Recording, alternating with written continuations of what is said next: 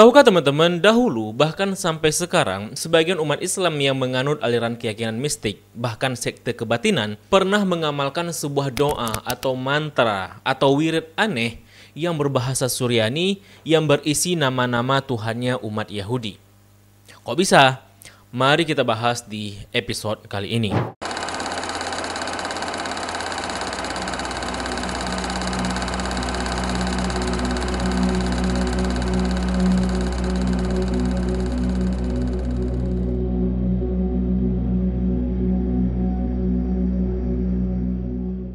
Bahasa Suryani ini teman-teman merupakan bahasa orang Suriah zaman dahulu, di mana nanti ada istilah-istilah dalam bahasa ini yang diserap ke dalam bahasa Arab. Dan diyakini ini merupakan bahasanya Nabi Adam sebagaimana pendapatnya Al-Mas'udi dalam kitabnya Tarikh Akhbar Zaman. Nah, kalau kita baca terjemahan kitab Qasasul Anbiya yang ini versi terjemahannya gitu ya. Ibnu Katsir menukilkan sebuah hadis yang menyebutkan bahwa Nabi Adam itu termasuk ke dalam bangsa Suryani. Selain itu, beberapa nama nabi dan malaikat dalam Al-Quran itu juga menggunakan istilah-istilah nama Suryani. Misalkan nama Jibril, Mikail, Israfil. Kata il di ujung nama mereka itu adalah kata dari bahasa Suryani yang berarti Tuhan, yang mana nanti dalam bahasa Ibrani disebut El. Dan ini berdasarkan penjelasannya Ibnu Abbas, Ikrimah, dan Ibnu Jarir ya. Begitu juga teman-teman seperti nama Nabi Ismail. Il di sini itu adalah El, yang dalam bahasa Ibrani artinya Tuhan. Nah, bersamaan dengan itu teman-teman,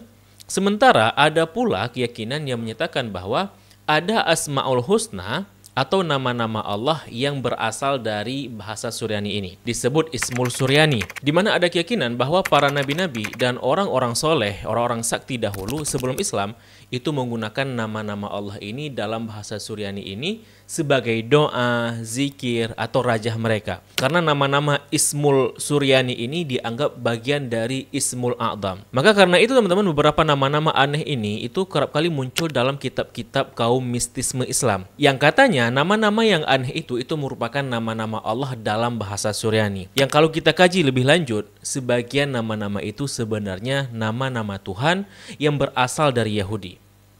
Nah, itu yang akan kita bahas di episode kali ini. Namun sebelum kita bahas lebih lanjut, saya terima kasih dahulu buat penonton kami yang sudah mendukung channel ini secara moral dan materi via website kitabisa.com. Saya ucapkan terima kasih atas antusiasnya dan apresiasinya. Semoga dukungan teman-teman diganti dengan yang lebih baik lagi, serta semoga dukungan tersebut dapat mempercepat perkembangan channel ini. Buat mengikut partisipasi, teman-teman dapat mengklik link kampanye kami di website kitabisa.com di kolom deskripsi video maupun di kolom komentar tersemat di bawah video ini.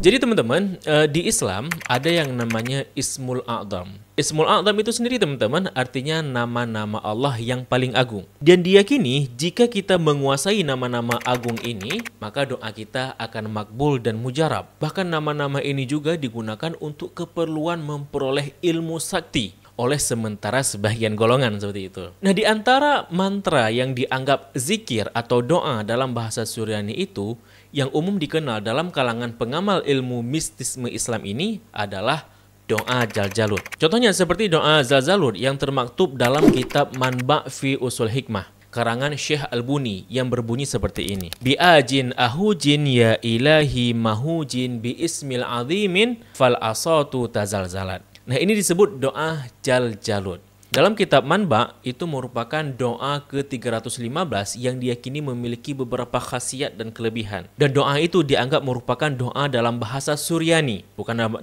dalam bahasa Arab gitu ya. Makanya kalau ditanya artinya apa, itu nggak ada yang tahu pasti. Namun dogmanya dalam doa tadi itu terdapat Ismul A'dham, katanya seperti itu. Nah, selain itu teman-teman, nama Allah yang lainnya dalam bahasa Suryani yang ada dalam kitabnya Al-Buni ini itu adalah Hausaman. Hausaman ini itu dianggap salah satu nama Allah dalam bahasa Suryani yang katanya memiliki khasiat dan kemuliaan. Lebih jauh teman-teman, kalau kita lihat dalam kitab Manba'nya Al-Buni, kita akan melihat daftar nama-nama yang katanya nama-nama Allah dalam bahasa Suryani. Di sana bahkan dijelaskan apa khasiat dari nama-nama itu jika dapat diamalkan dan bagaimana cara mengamalkan dalam bentuk doa, zikir, atau mantra, bahkan pun rajah atau jimat seperti itu. Disebut dengan nama Asma' Birhatihin. Di antara nama-namanya itu seperti ini: Barhatiyah, Karirin, Tatlihin, Tauranin, Mazjalin, Bazjalin, Tarqabin, Barhashin, Ghalmashin, Hauthirin, Qalnahaudin, Barshanin, qadahirin, namu syalahin, barhayula, barkailahin, qazmazin, anghalulaitin, qabratin, ghayaha, kaidahuwala, syamkhahir, syamkhahirin, syamhahirin, birkah tauhunihin, basyarishin, tunasyin, dan syamkhabaruhin. Nama-nama ini bukanlah Asmaul Husna yang diterjemahkan ke dalam bahasa Suryani, teman-teman. Ya, melainkan katanya nama-nama ini adalah nama-nama Allah atau Ismul A'zam yang digunakan oleh Bani Israel dan umat-umat terdahulu sebelum Islam oleh orang-orang soleh. Katanya seperti itu. Nah, dalam kitabnya memang menjelaskan bahwa dari tiap-tiap nama yang kita sebutkan tadi itu ada artinya dalam bahasa Arab. Akan tetapi, apakah benar nama-nama tadi itu beneran dari bahasa Suryani dan artinya seperti itu? Ya, kita nggak ada yang tahu. Karena tidak ada verifikasi dari orang-orang yang ahli bahasa Suryani itu sendiri. Namun klaim dogmanya kan begitu ya, bahwa itu adalah nama-nama dari bahasa Suryani. Karena gini teman-teman, bisa-bisa saja nama-nama tadi itu adalah nama-nama berhala atau mungkin nama-nama iblis dan setan. Makanya nggak heran sebagian ulama mengharamkan kitab Al-Buni ini karena dianggap mengandung sihir dan kesyirikan, bahkan bersekutu dengan setan. Sebab teman-teman, kalau kita lacak, setidaknya telah ditemukan ada 4 nama yang diklaim sebagai Ismul A'zam Allah, dianggap sebagai nama Allah. Namun ternyata, kalau kita cek lebih lanjut, keempat nama itu adalah nama-namanya Tuhan umat Yahudi. Di antaranya seperti Ahya Sharohian, Adunai, Asbauti, dan Alu Syadaya. Nah, keempat nama ini teman-teman muncul dalam beberapa ramuan bahkan jimat yang termaktub dalam kitab-kitab mistik. Contohnya seperti dalam kitab Ghayatul Hakim yang ditulis oleh Maslamah Al-Majriti. Di sana terdapat sebuah doa raja yang memuat keempat nama ini. Ahya Sharohian, Adunai, Asbauti, dan Alu Syadaya. Nah, perlu teman-teman ketahui bahwa kitabnya Maslamah Al-Majriti ini kemudian diterjemahkan ke dalam bahasa Latin, itu menjadi Pikatrik namanya, yang diterjemahkan oleh Alfonsi ke-10 dari Castile pada abad ke-13. Dan Pikatrik ini teman-teman di Eropa itu menjadi salah satu kategori kitab sihir dan astrologi terkenal di masanya. Nah, kembali lagi teman-teman, dari manakah keempat nama asing ini? Nah, ini kemudian dijelaskan oleh Al-Buni dalam kitabnya yang lain, yakni Syamsul Ma'arif Kubra, bahwa keempat nama itu katanya merupakan nama-nama Allah, ya, sekali lagi nama-nama Allah dalam bahasa Ibriyah atau bahasa Ibrani dan juga dalam bahasa Suryaniyah. Dengan anggapan bahwa nama-nama ini adalah di antara nama-nama Ismul A'zam Allah yang pernah digunakan oleh orang-orang soleh sebelum era syariat Islam. Nah, karena dianggap sebagai nama-nama Allah, maka nggak perlu heran teman-teman kalau misalkan nanti jika teman menelusuri kitab-kitab mistik, maka nama-nama ini sering muncul dalam bentuk doa, raja, atau jimat, dan dijadikan wasilah di mana kita bertawasul maupun beristighosah dengan nama-nama itu. Misalkan contohnya dalam kitab Al-Kashfu an Haqiqah Sufiyah Awwalu Marrah fit Tarikh, sebuah kitab yang membahas tradisi ajaran Sufisme. Di sana penulis itu mengutip bagaimana orang-orang Sufi mistik di masa silam itu mengajarkan untuk membuat rajah di atas telur dan menuliskan nama-nama tadi lalu dikuburkan dalam dapur untuk mendapatkan atau mencapai hajat tertentu. Nah, contoh lain dalam bentuk doa dan wirid bisa kita lihat di kitab Sihrul Ajib fi Jilbil Habib. Di sana setidaknya memuat beberapa doa yang mengandung nama-nama ini. Contohnya seperti doa berikut. Wa bihaqqi ahyan sarohian Allahus samad, wa bihaqqi adunai la ilaha illallah, wa bihaqqi asbauti Allahu qahir fawqal arsh. Jadi keempat nama-nama aneh dan asing ini dijadikan wasilah dalam berdoa, di mana kita memohon kepada keempat nama itu. Nah, sebenarnya apa arti dan dari mana asal nama Ahyan Sharohian, Adunai, Asbauti, dan Alusyadaya? Serta siapa keempat nama-nama ini? Ya, kalau penjelasan Al-Buni dalam kitab Syamsul Ma'arif, katanya ini adalah nama-nama Allah dalam bahasa Ibrani, bahasa umat Bani Israel atau Yahudi. Namun lebih tepatnya, ini adalah nama-nama atau gelar Tuhannya umat Yahudi. Karena keempat nama tadi itu ternyata merupakan 4 dari 7 nama yang diagungkan oleh orang-orang Bani Israel, khususnya kalangan Yahudi Kabbalah. Disebut dengan istilah Sheva Hashemot, yang berarti 7 nama agung Tuhan. Jadi teman-teman, Yahudi itu kan mempercayai hanya ada satu Tuhan. Namun Tuhan yang satu itu memiliki banyak nama. Dan 7 diantaranya adalah yang paling agung. Dimana kalau mereka sudah menulis ke-7 nama ini, maka tulisan itu tidak boleh dihapus. Nah, ke-7 nama itu adalah Tetragrammaton, yakni YHWH, yang terkadang dibaca sebagai Yahweh atau Yehovah atau Yahuwah seperti itu. Kemudian Adonai, kemudian El, kemudian Elohim, kemudian El Shaddai, kemudian Zevaot, dan yang terakhir adalah Ehyeh, Esher, Ehyeh. Nah, keempat nama tadi yang muncul dalam kitab mistik Islam ini diambil atau berasal dari Sheva Hashemot ini. Misalkan Adonai itu dari nama Adonai, Asbauti itu dari nama Zevaot, Alu Shaddaya itu dari nama El Shaddai, dan Ahyan Sharohian itu dari nama Ehyeh, Esher, Ehyeh. Jadi keempat nama ini adalah versi yang sudah diarabkan dari nama-nama Tuhan yang diagungkan oleh umat Yahudi itu. Nah, ini teman-teman sebagaimana penjelasan dalam kitab Bida' wat Tarikh, bahwa orang Yahudi itu menyebut Elohim, Adonai, Ahyan Sharohian untuk Tuhannya. Nah, hal serupa itu juga disebutkan dalam kitab Lisanul Arabnya Ibnul Manzur yang mengutip dari As-Saghani bahwa ia mendengar jika Rabi Yahudi yang berasal dari kota Aden itu pernah menyebut Ahyan Sharohian. Nah, pertanyaannya, kok bisa umat Islam di masa silam oleh kalangan mistik itu mengadopsi nama-nama Tuhan dalam Yahudi dan dijadikan doa, dijadikan raja, wirid, dan jimat, di mana kita memohon kepada nama-nama Tuhan dari tradisi Yahudi itu? Nah teman-teman, setidaknya ini berasal dari tafsiran surat An-Naml ayat 40. Di sana menceritakan sebuah kisah rakyat Nabi Sulaiman yang bukan nabi, namun mampu memindahkan singgasananya Ratu Balqis. Para penafsir itu menyebutkan bahwa nama sosok itu adalah Asif bin Barkhia. Nah, kemampuan kesaktiannya itu mampu memindahkan singgasana Balqis adalah karena ia memiliki ilmu tentang Ismul A'dham ini. Dalam tafsir Al-Qurtubi itu menyebutkan, Ismul A'dham itu adalah nama-nama agung Allah yang apabila kita meminta kepada Allah dengan nama-nama ini, maka akan diberi. Apabila berdoa, maka akan dikabulkan. Dan Asif bin Barkhia, ini dia kan bukan nabi, tapi mampu memindahkan singgasana Ratu Balqis adalah karena mengamalkan Ismul A'dhamnya itu. Nah, Ismul A'dham yang dibaca oleh Asif bin Barkhia itu adalah Ya Hayyum Ya Qayyum. Namun karena dia bukan dari Arab, maka ia membacanya dalam bahasanya. Dan di mana dalam bahasanya itu disebut Ahyan Sharohian. Nah, hal serupa itu juga dinukilkan dalam kitab tafsir Ar-Razi dan tafsir Bahrul Muhit, di mana nama Allah dalam doa yang dibacakan Asif itu adalah Ahyan Sharohian, yang artinya Ya Hayyu Ya Qayyum. Ada yang mengatakan bahwa arti Ahyan Sharohian itu adalah Ya Zal Jalali Wal Ikrami. Nah, ini kemudian diklarifikasi dalam kitab Qutbul Irsyad karya Ibnu Abdurrahman An-Naqsyabandi, merupakan kitab sufi gitu ya, bahwa Ahyan Sharohian itu artinya Ya Hayyu Ya Qayyum, dan Adonai Asbautilah yang artinya Ya Zal Jalali Wal Ikrami. Nah teman-teman, cerita Asif bin Barkhia ini merupakan cerita-cerita yang berasal dari riwayat Israiliyat, cerita yang didapati dari umat Bani Israel dahulu. Cerita begini jika dikutip oleh penulis tafsir, itu bukan berarti penulis tafsir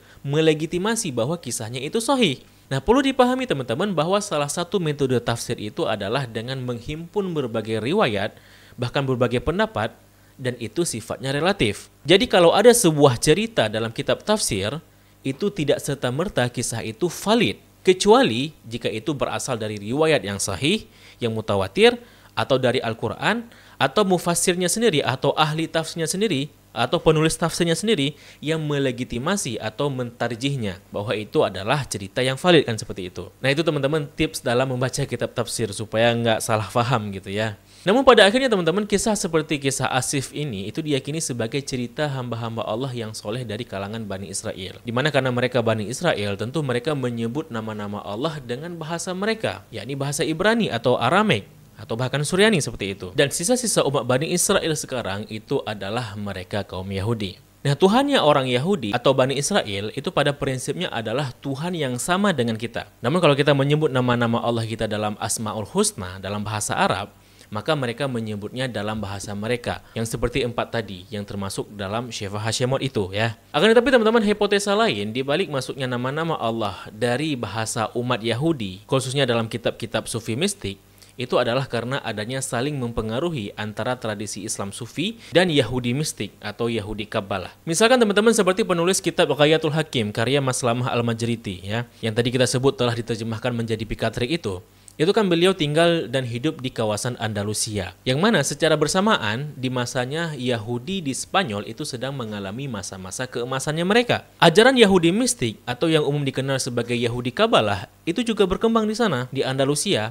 Tokoh-tokoh awalnya itu seperti Rabi Bahya Ibn Pakuda dan Maimonides, sehingga besar kemungkinan bahwa banyak pengaruh-pengaruh budaya Yahudi mistik yang masuk ke dalam ajaran Sufi mistik, atau bahkan sebaliknya. Contohnya seperti simbol ini teman-teman. Dalam Yahudi, ini disebut sebagai Magen David. Dan dalam tradisi Sufi mistik, itu disebut Khatim Sulaiman. Di mana baik Yahudi Kabbalah dan Islam Sufi mistik sama-sama menggunakan simbol ini sebagai jimat. Dalam Yahudi disebut Segulot, dalam mistisme Islam disebut Sigil atau Wifik atau Aufak seperti itu. Nah, tentang ini pernah kita bahas di episode yang lalu. Teman-teman bisa nyimak di episode yang lalu ya untuk lebih detailnya. Nah, contoh lain teman-teman, dalam tradisi Yahudi itu ada yang namanya ilmu gematria. Ilmu yang membahas tentang huruf-huruf yang kalau digabungkan itu bisa menjadi nilai tertentu dan digunakan untuk keperluan mistik juga. Nah, dalam tradisi mistisme Islam, hal yang serupa dengan ini itu juga ada.